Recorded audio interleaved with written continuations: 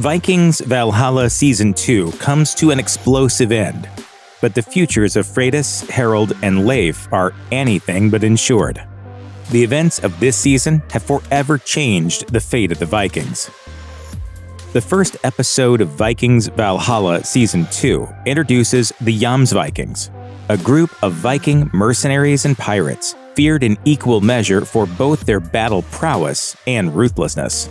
They were a real group of historical Vikings, or at least a real Viking myth, and at one point, Olaf Haraldsson actually references one of their historically attested leaders, Thorkel the Tall. In the series, however, they are led by the fictional Lord Haraldr, who ensures the fierce raiders rigidly adhere to their own selfish, merciless code. That is, until Freydis arrives in their capital city of Jomsborg. Following Freydis' arrival, her preceding reputation and her subsequent string of valiant deeds combine to earn her a place as the religious head of Jomsborg, and then eventually its undisputed leader. After many lengthy conflicts with Haraldr and his most loyal Jomsvikings, including multiple attempts on Haraldr's part to murder Freydis and kidnap her newborn son, Freydis prevails, earning absolute faith and respect from Jomsborg's citizens and the remaining Jomsvikings. This represents a complete 180 for Jomsborg and its people, who until then had only known pillaging and marauding as a means of survival. Following Freydis' ascension to the head of Jomsborg, the people jump at the chance to live peacefully. When Season 2 begins, Freydis and Harald bid each other a solemn goodbye as they part ways on their own missions. Unbeknownst to Harald, Freydis became pregnant with his child just before his departure and chose to hide the news, knowing that Harald would abandon his quest if he knew. The mission to rally an army and retake the capital city of Kattegat is too important to be abandoned, even for the sake of their future family. From the moment Freydis learns of her pregnancy, the child brings trouble to her, Harald, Leif, and many others in the Viking world, and it only gets worse once he's born. The boy, named Harald after his father, is kidnapped mere moments after his birth and used as a political pawn. And that occurs despite his existence being a secret to all but the people of Jomsborg. If his true lineage as the son of the Prince of Norway and claimant to the throne were to leak, his life, along with all of those nearest to him, would be in even greater danger. Despite being aware of this, Freydis brings him before Queen Alefigu and uses him as a tool to invoke the Queen's sympathy and win a promise of peace. You have my word. Mother to mother. At the end of Vikings Valhalla Season 1, fans likely considered Godwin, the Earl of Wessex, as little more than a scheming sycophant, due in no small part to the way he ruthlessly murdered a defenseless child who considered him a close friend. Season 2 gives us a closer look into the depths of Godwin's soul, and by its end, it may have won the majority of fans over, and he has Queen Emma of Normandy to thank for it. Throughout Season 2, we see Godwin head over heels in love with Alfwin, one of Emma's attendants. He's tender, loving, and genuine, but all of this comes to an abrupt halt when Emma suspects both he and Alfwin of a conspiracy to assassinate her. You must keep these visits a secret from the Queen. If she found out about us, she would send you away. She tortures Alfwin for information, inadvertently pushing too hard and killing her in the process. In consolation, and to prevent political turmoil, Emma's husband, King Canute, arranges a new marriage for Godwin, this time to his niece, Geitha. Then, even knowing she was wrong in her suspicions, Emma can't resist one final strike against Godwin.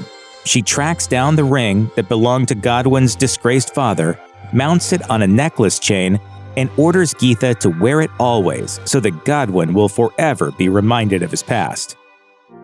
Season 2 features several major triumphs on behalf of the main trio of Freydis, Leif, and Harald, much to their delight and certainly also to the delight of fans. Among those, one of the purest and most emotional is how Leif is finally able to begin shedding some of his deep-seated animal rage. Throughout Season 1, Leif's barbarian rage consumed him whenever he or his loved ones faced danger, and for all the good it did in saving their lives, it also ate away at his soul. More than once, he found himself suddenly in control of lost senses, literally covered in blood and unable to easily control himself. In Season 2, Leif grows beyond some of this, and it is all thanks to Mariam. Leif meets Mariam in Novgorod, and she joins the party journeying to Constantinople. During their travels, Mariam and Leif become closer and closer, eventually growing to love each other. As Leif gets to know her, he discovers she possesses remarkable intelligence. Mariam teaches Leif math, astronomy, and how to read and write in multiple languages, including Arabic, Greek, and Latin. Through the art of learning, Leif discovers that he can evolve and better himself, and that there is much more harmony and beauty in the world than he could have ever imagined. Similarly, as Season 1 of Vikings Valhalla concluded with a battle for control of Kattegat, Season 2 ends with a climactic fight for control of Jomsborg. In addition to the geopolitical importance of the conflict, it's also the culmination of a personal vendetta between Freydis and Olaf, and a major turning point in the battle between Christian Vikings and pagan Vikings. The momentous occasion ends with Freydis the victor in every aspect, but the opposite would have come true if not for the actions and sacrifice of the Jomsviking named Jorundr. Jorundr is an important but odd figure in the architecture of the season. He first appears in Episode 1 and brings Freydis to Jomsborg, setting in motion her whole arc. After that, he's forced to play both sides of the conflict between Freydis and Harald for the political and religious control of the city. Because of this, major players on both sides label him a traitor and even go so far as to cut off his hand and banish him from the city forever. In an incredible twist of fate, he happens to run into Olaf while he's sailing to take Jomsborg and kill Freydis, granting Jorundr the opportunity to sabotage Olaf's fleet and save the lives of Freydis, baby Harald, Jomsborg, and potentially the entirety of pagan Vikingdom. A huge part of Freydis' role in Season 2 is her transformation from a deadly shield maiden to an inspirational prophet, or as she comes to be known, the Keeper of the Faith. It's one more big step on her long journey from unassuming backwoods Greenlander to legendary Viking ruler. And naturally, it means trading in some of her swordplay for statecraft. As Season 2 ends, however, we get one more look at the cunning, ferocious shield maiden Freydis we got to know in Season 1. And it leads to the total destruction of Olaf's fleet and army. Where are her people? Who is she waiting for? Me.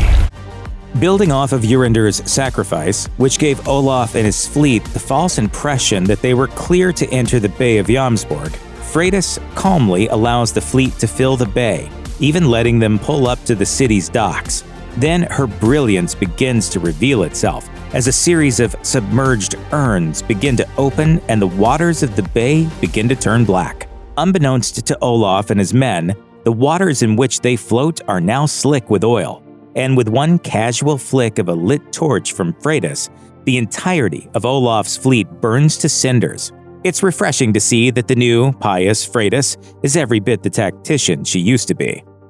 On the one hand, Olaf is a nuanced, compelling character, and we want to see him in as many Vikings Valhalla stories as possible. On the other hand, however, Olaf has been a callous monster who murdered pagans wholesale and tormented Freydis, sometimes just for fun. And we are more than justified in craving his comeuppance. Paying off the story that began back in the first episode of the series, Olaf does indeed receive his just desserts, and it's a suitably grisly series of assaults. With his ships burnt and his men dead, Olaf engages Freydis in one-on-one combat. He's an expert fighter, has a substantial advantage over Freydis in size and strength, and has the added edge of Freydis' weaknesses after having given birth so recently. Nonetheless, she beats Olaf, killing him by running a spear through him sideways, skewering his heart and lungs in the process. Her vengeance is sweet and long overdue.